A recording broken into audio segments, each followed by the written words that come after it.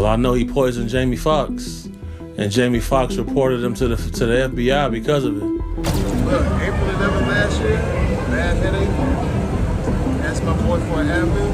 I was gone for 20 days. I don't remember anything. Jamie Foxx came forward with the Diddy arrest and said that he was poisoned.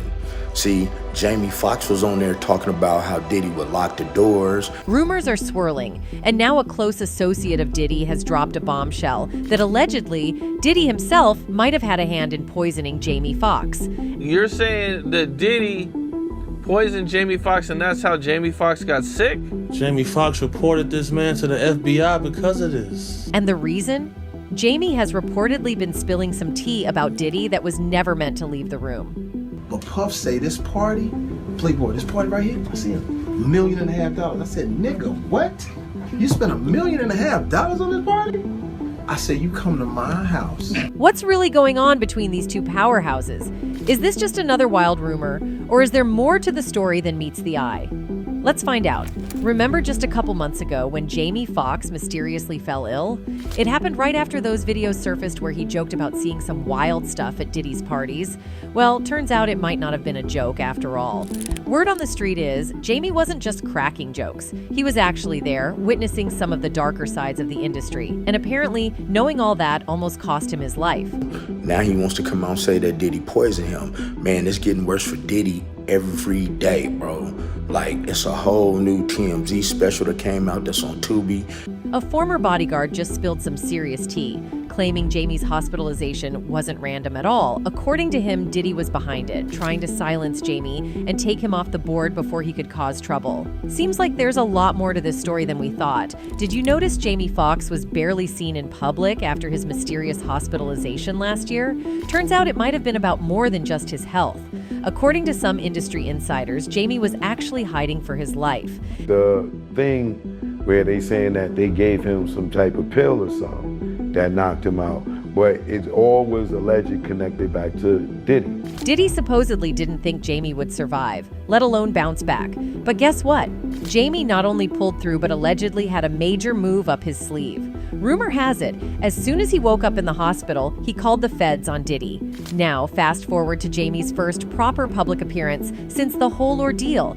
It was at a Dallas Cowboys training camp practice. And guess what? That was right around the time Diddy got arrested. With so many people coming forward about their experiences with Diddy and his alleged shady behavior, it's wild to think Jamie Foxx might be the only one Diddy went all out to silence. Makes you wonder, why Jamie? Jamie Foxx states in the special that Diddy was responsible for what happened to him, and he is the one that called the FBI on him. Could it be because Jamie actually has receipts? Maybe he recorded some of Diddy's darkest secrets, or even crazier. Was Jamie working with the feds to take Diddy down from the start? Think about it. If someone allegedly tried to unalive you, spread rumors about you being on drugs, and kept you in hiding for almost a year, that screams damaging dirt. But the real question is, what does Jamie actually have on him? Whatever it is, it must be explosive. For some context, Fox has been a regular at Diddy's notorious parties, events that have been the center of all kinds of wild rumors for ages. People say these gatherings weren't just about music and good vibes. There might be something darker going on. Those in the know say Diddy's flashy lifestyle comes with a catch. Many celebs who've partied with him have left with more than just wild stories. There are whispers that Diddy has some serious control over his circle. Think blackmail, influence, or even worse. And Jamie Foxx? He was one of Diddy's frequent guests, which has people wondering what really happens behind closed doors. There's even a crazy story floating around that Diddy once made Foxx play naked basketball. Yep, you read that right, naked basketball. Diddy, known for his over-the-top parties and wild ideas, supposedly thought this would be the perfect way to break the ice and make the night unforgettable. If you want to know who was probably at these games, just look at who P. Diddy and Jamie Foxx have been hanging around for years, especially the super successful ones. Can you imagine being at that party? Diddy definitely knows how to throw an unforgettable bash. But the big question is, did Jamie Foxx really go through with it? Well, it looks like Jamie was a good sport about the whole thing. He didn't back down and actually jumped into that game of naked basketball. He would invite over a lot of Hollywood's elite to his house for a basketball game, but it was men only. That's definitely pushing boundaries and stepping way out of your comfort zone. But when you're hanging out with Diddy and other A-listers, anything can happen, right? The thing is, this wasn't Jamie's first rodeo at one of Diddy's infamous parties. In fact, an old clip popped up online last year where Jamie dropped some shocking details about one of Diddy's creepy gatherings. Canon, like, yo, Puff, I should document this shit, right? Yo, what's up, Playboy? What you talking about? I said, no, I should get this, man. You, Fonz, the whole nine. He says, yeah, let him through. Excuse me. This wasn't just any party. It cost a staggering $1.5 million, with A-list celebs rolling up in their luxury cars. Jamie followed Diddy into this extravagant pool party, and the first person his camera caught? None other than the famous Hollywood therapist, Dr. Ruth. Up and I see Dr. Ruth. I don't know if you know who that is. The lady. I see Dr. Ruth. I said, Miss Ruth, could you please come over here? This guy by the name of Sean P. Diddy Combs. I need you to come meet him. Sensing a golden moment, Jamie managed to get Dr. Ruth to have an impromptu chat with Diddy right on camera. Then, out of nowhere, they hit the dance floor by the pool, vibing to Beyonce's Crazy in Love. The energy was electric, and the crowd was loving it. But some people think that Jamie had a suspicious relationship with men. In a recent interview, Tyron Turner shared exciting news about a collaborative project with Fox. The upcoming series, Alert: Missing Persons Unit, is set to air on Fox later this year. This revelation follows Turner's penchant for dropping bombshells in his interviews. Probably at the house, coming up with ideas and stuff like that. Actually, we got a television show called Alert, you know what I mean, that we created, you know what I mean, that actually will be airing March 5th. Reflecting on a past incident, Turner recounted a moment where he defended Fox against a misunderstanding involving Diddy. Last May, while at Jamie Foxx's house, Turner explained that Puff almost tripped and laughed, but the humor wasn't appreciated by Diddy. This led to a tense situation where Diddy called Fox over, prompting Turner to intervene. We get money together, you know what I mean? We playing sports, we like to hang out. We do a lot of the same thing. Approaching Diddy, Turner questioned their familiarity, to which Puff responded negatively. Unfazed, Turner asserted his loyalty to Fox, emphasizing his willingness to protect his brother. The confrontation remained verbal, and the two men eventually had a conversation, resolving the issue amicably with a handshake. In a recent conversation, Tyron Turner shed light on Jamie Foxx's health crisis last April. Turner attributed Foxx's scare to the actor being overworked and stressed, emphasizing that Fox quickly recovered after a brief stint in rehab. He had a little scare, but he got over that. You know, he got over that fast. He went to, you know, his little rehab and whatever, and he back. He back. According to Turner, Fox's health issue was a result of accumulated stress and a heavy workload, leading to what he described as a weird nervous breakdown. In his perspective, it wasn't a major incident, but rather a moment where Fox, overwhelmed by his circumstances, experienced a temporary setback and blanked out. Turner suggested that Fox tends to be a bit dramatic, but ultimately the actor successfully navigated through the challenging period. Interestingly, Turner's account offers a different angle to Fox's experience, contrasting with Fox's own admission during the acceptance of his Vanguard Award, where he revealed struggling to the point of being unable to walk. Me personally, it was just like more stress, more, he just had a lot that he was going through, and it just like some kind of weird nervous breakdown kind of thing where he... However, Jamie's hospitalization last year gave rise to many controversies. Jamie Foxx was hospitalized due to some unknown reasons, and his condition was severe. Jamie's serious condition sparked speculation that Diddy was behind this, and Diddy tried to unalive Jamie because Jamie had some well-grounded evidence. At that time, Puff was the biggest guy in the world. You know, you couldn't even get in this party. So the way I would get in this party is I show up with a camera. Jamie, in the video, claimed that he has footage of Diddy's obscene parties from Beverly Hills in which all sorts of strange things are happening. Okay, what? Puff's in there. It's kind of, I'm like, damn, this shit is crazy, man. So what I did was... So it is clear that Jamie has some actual solid proof against Diddy that can destroy Diddy's good reputation, and that is why Jamie Foxx is in the hospital today. And comedian Dave Chappelle himself revealed how Jamie Foxx's condition was planned and filthy. Diddy is after his life, trying every bit of it to unalive Jamie and indirectly calling him a monster. I believe that they gave me a raw deal because this industry is a monster. Well, maybe Diddy might not be aware of this, but Diddy's nasty face is now in front of the whole world. One person said, the thing about it is he's joking, but some of this stuff he's saying is real, because if you pay attention to the time frames and really know what he is talking about, P. Diddy is known as the king of parties for his reputation of hosting the world's most exclusive adult events. Diddy's events and extravagant lifestyle have wowed attendees from Beverly Hills to the Bahamas and beyond. However, you should know that these gatherings are not for the weak heart, and that Jamie Foxx is the first person to have witnessed one in person. Puff the SUVs and Bentleys, the whole night. He get out. I get out too with a camera. The big Canon, like, yo, Puff, I should document this shit, right? Now, the more we find out about Diddy's secret parties, the more unsettling they get. But do you know who was able to dodge Diddy's strange hidden gatherings? 50 Cent. 50 Cent already gave the impression that Diddy is keeping his whereabouts secret when he uploaded a photo showing Diddy and Rick Ross performing on stage together. Because of the angle at which the photograph was taken, it appeared as though the two were kissing. Moreover, he also uploaded a picture of P. Diddy wearing a pink t-shirt and hugging a man who was also dressed in pink and wrote, "If it ain't making me money, making me better, or making me happy, ain't making time for it." And we can see they are clearly posing weirdly. In addition, there have been other instances in which it has been shown that Diddy would intentionally target young male rappers, and he would push anyone around him into engaging in S activity with him. Puff, okay. You're telling me we got a kick in this. He's like, yo, why don't we like go shopping or some shit? I mean, like, I pay for it. And I was like, what the did you say? I got away from him. That was like this. To put it simply, Diddy is an odd creature, and unusual things excite him. From his past incidents, we can see that his favorite way of luring male rappers is to offer them to go on shopping with him. It seems like he is using shopping as a subtle way to let the other person know that he finds them S attractive. He said something to me one time, a long time ago, at Chris Lighty's wedding. He told me to take me shopping. I looked at him like, what'd you just say? Hip-hop. So 50 Cent was staggered to the core when Diddy asked him for shopping. But fortunately, 50 Cent is a man of nerves, and he cannot be lured that easily. And ultimately, he was successful in escaping from the scene. 50 Cent couldn't make it to Diddy's parties, but there are people who are more open than 50 Cent and Jamie Foxx. Zibit once said that Diddy took him to a party he would never forget.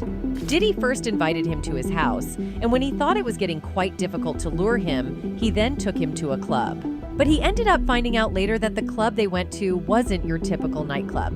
Instead, it turned out to be a very overt HS bar. He said in an interview, "So then, Diddy is doing his business. We go down and get a drink. We sitting there bobbing to the music, and then Superhead points over to the corner. There's two dudes kissing. I'm like, what the F is this?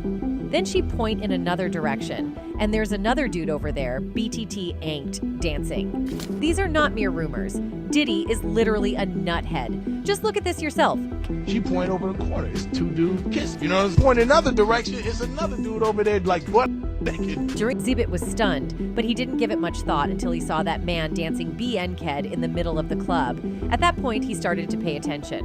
When he came to his senses, he discovered that Diddy had played a joke on him and took him along with him to a gay bar. Well, Diddy was captivated by this information. However, things apparently took an awkward turn when Diddy expressed displeasure about Zibit's talk. This caused a rift between the two. Puffy calls me outside. He's like, hey, man, you know, that girl you know about the girl you. I was like, yeah, nigga, everybody know, but you know what I'm saying? What's happening? You know, he's like, you know, that's the devil. There have been rumors going around for years suggesting that Diddy used these gatherings as a way to indulge his S urges, and that he has since converted to HS. And not only this, he has been investing a hefty sum in such parties, and Jamie Foxx revealed this himself. Yo, what's up, Playboy? What you talking about? I said, I should get this, man. You, Fonzberg, whole nine. He says, yeah, let him through. Excuse me. Although Fox makes these events sound like something out of a Hollywood epic, what actually occurred behind closed doors was considerably more horrific. Sources claim that Diddy used these events to satisfy his S needs with both men and women while concealing his true identity. And the fact that Jamie Foxx was reportedly present at one of these parties and saw the chaos for himself lends credence to the rumors. Diddy is just one part of a whole industry that flourishes on manipulating and abusing these young men. Harlem rapper Smart talks about this trend in the music industry where new artists are abused and blackmailed at the hands of music executives and record producers, much like Diddy. They can't do nothing because the record labels, the execs, they date rape these artists. They give them transformers, so they get high. These executives videotape these young artists after forcing them to perform S actions. This way, the artists have no choice but to do whatever these labels ask of them, oftentimes ending up signing contracts they never want. They have transvestites drug them and videotape this shit. Why? Look, bro, it just happened right in front of you, nigga, with TDE, bro. You feel me? Yeah. All of a sudden, how you got a video? Many young artists find themselves in a tight spot where the only way to break into the industry is to first allow themselves to be used by the predatory music executives. Many of these young men have accepted this fake and become numb to it, just like the rapper Delit. I'm not gonna front. I'd shit out of Diddy.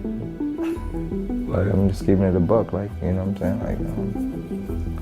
Like, why not? Like, you know. The industry is a ruthless place to navigate, especially for young artists. The bigger names in the industry want favors that can leave these young men traumatized and violated. Rapper Ali Vegas talked about this in his interview. These young rappers were violated so often as if it wasn't even a big deal. You telling them like, yeah, I'm ready, and then next thing you know, you get invited to the party with the greeting is the man squeezing your dick. This is a sort of currency that works in the music world, where young artists have to sell their bodies to be able to put their music out into the world. Look at what this artist had to say about the situation. Like, I had like 2 record deals, right?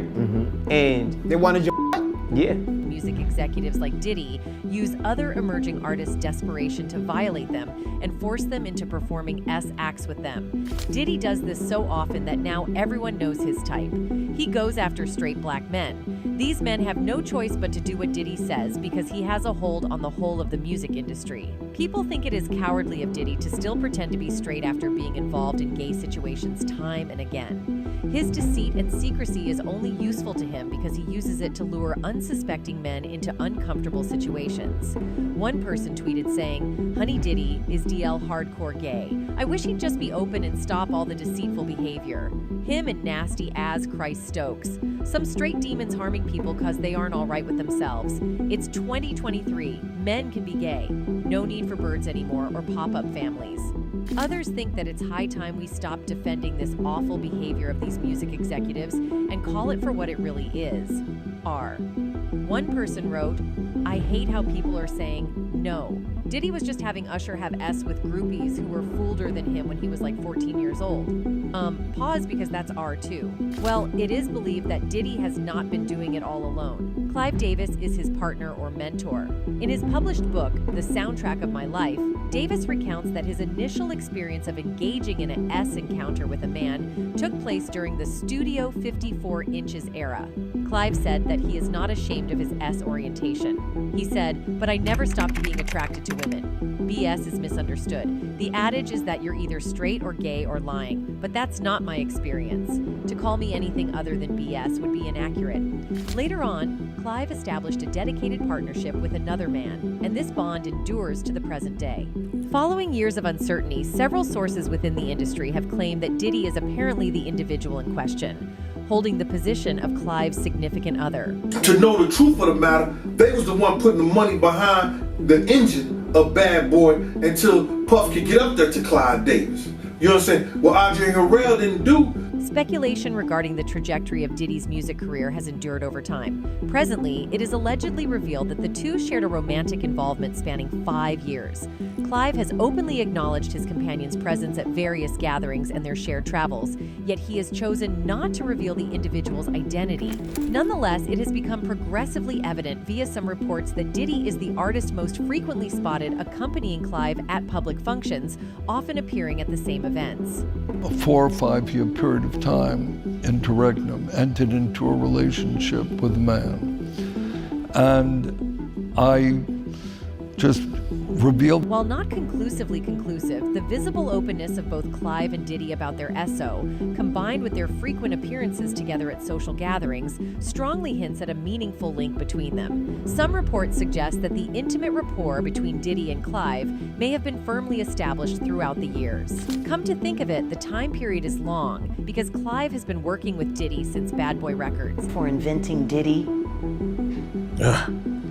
you for that.